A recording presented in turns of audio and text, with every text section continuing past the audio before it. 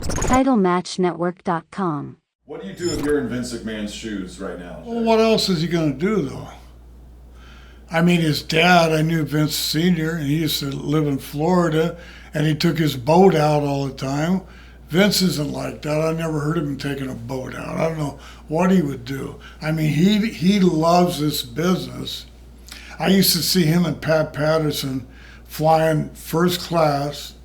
I was up there with him, but I'd look over and they would have these big books open and they figured out. So WCW, they wouldn't plan. They didn't know what they were doing next week or next month. They knew, Vince and Pat Patterson knew what they were going to do a year down the line. That's why it was such a good product. How can he just step away from that? What else is he going to do? Sit around twiddling his thumbs? Or I got 300 channels on my TV set at home and I'm bored. I go, I can't watch this fucking shit. I mean, television's boring. If I had, God, I can't believe it. Why would he want to step away from it? You know? Yeah, you're right. Have you ever seen him even like relax or take any leisure time? I mean, No, he never relaxed. He's a workaholic. He's a genius and he has a creative mind. You know, it's like I don't know what happened to Walt Disney.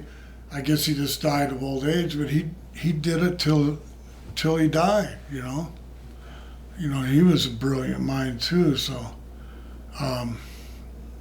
you know. I don't see it. Hey, I'm not that much younger than him now. I'm 73 years old, and I don't mind telling it, but I'm healthy, and I just want to keep going. There's no way I want to sit. I mean, I'm in Houston right now, and I flew out to see you. There's no way that I'm doing I fly over the country still doing. I quit wrestling not that long ago. I was still wrestling. It's just about doing what you love and keep going. I love doing these interviews and, it's my whole life, just like it's Vinny's life. And you still get recognized everywhere. You look great. Oh, my God. But, I still look basically the same, a few more wrinkles here and there, but, yeah, I still look the same. I feel the same. I still think the same. My body's older, but... I don't want to wrestle anymore. I could still do one match like Ric Flair, but maybe I will. Who knows? Vince seems like a very underrated commentator too. Like it seems like he never gets credit for the role behind the desk when he used to call matches. Well, you know what? Okay, it's funny you should ask that because I watch a lot of stuff on YouTube, not just our stuff, your stuff, but I watch a lot of the old matches. Me and Beefcake against the Bulldogs, me against Ricky Steamboat, Tito and all this. And Vince was always out there announcing. Every once in a while he would have a partner, but usually it was Vince. A lot of times it was just Vince by himself.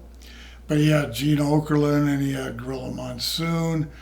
And all those announcers back then were great, and Vince was great. He just called it as he sees it. He was fabulous, but I'm going way back to like 79 and early 80s from Madison Square Garden. Vince would be down there by himself, commentating the matches, doing the interviews. He did all that. He was great, and that's how he learned the business. Yeah.